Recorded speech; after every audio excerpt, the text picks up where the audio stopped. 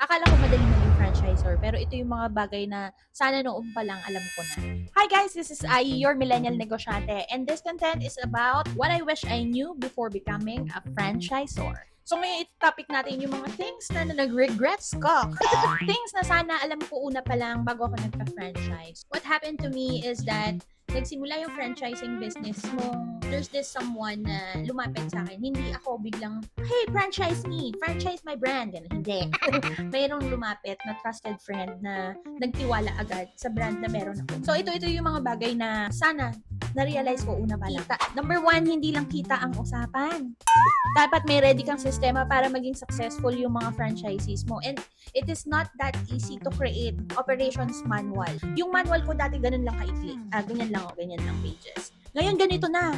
Habang tumatagal, kumakapal yung operations manual ko kasi may natututunan ako na bagong procedure. So kapag nagpa-franchise ka, make sure na ganun nakakapal agad. Lahat ng na-experience mo in your own branch, dapat ini-execute mo na to your operations manual bago ka magpa-franchise. Number 2, maraming responsibility. Hindi na lang sarili mong branch ang inaasikaso mo. Asikasuhin mo na rin yung well-being ng franchisee, yung performance ng mga staff ng franchisee mo. Sa madaling salita, hindi na lang negosyo mo yung iniisip mo. Negosyo na rin nila. As an individual, hindi tayo perfect, no? Hindi natin lahat na perfect ang bagay ng ganun lang in a snap. Nagkaroon ng ups and downs yung journey ko sa pagpapa-franchise. Hindi siya ganun kadali na obligasyon. Masaya lang siya sa una kapag may nag-franchise. Pero as you go along, talagang sasamahan mo sila sa journey nila sa hirap at ginhawa. That is something na kailangan yung mentalidad mo, yung mental health mo dapat okay lagi.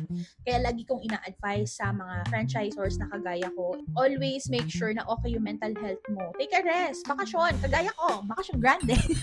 Para ma-recharge mo yung pagiging versatile mo sa kanila, pag-service-oriented mo sa kanila kasi you're also providing a support to them. Paano mo susuportahan yung iba kung ikaw mismo, franchisor, hindi ka okay? So number 3, consistency is the key. Lagi kong pinangangalagaan from the franchisee down to the staff.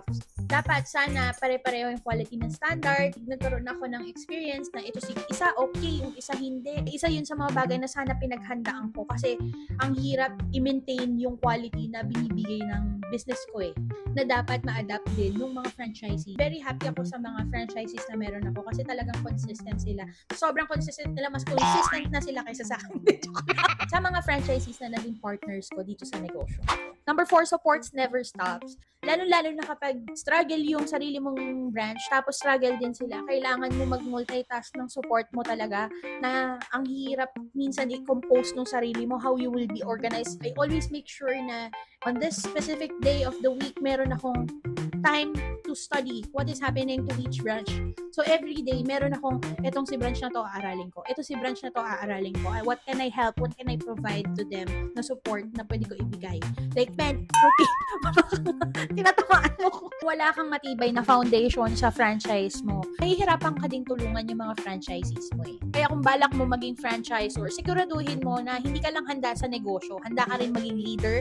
Handa ka din maging support system nila. Handa ka mag-commit para sa ikabubuti ng brand mo. Sana marami kayong natutunan sa akin about franchising and more to come. Marami pang darating na franchising topics here in Millennial Negosyantes. Make sure to follow and subscribe, and kung kailangan nyo ng tulong, don't hesitate to message me. I'm here to help. Thank you so much, guys. This is Ai, your Millennial Negosyante, and I will see you on the next video.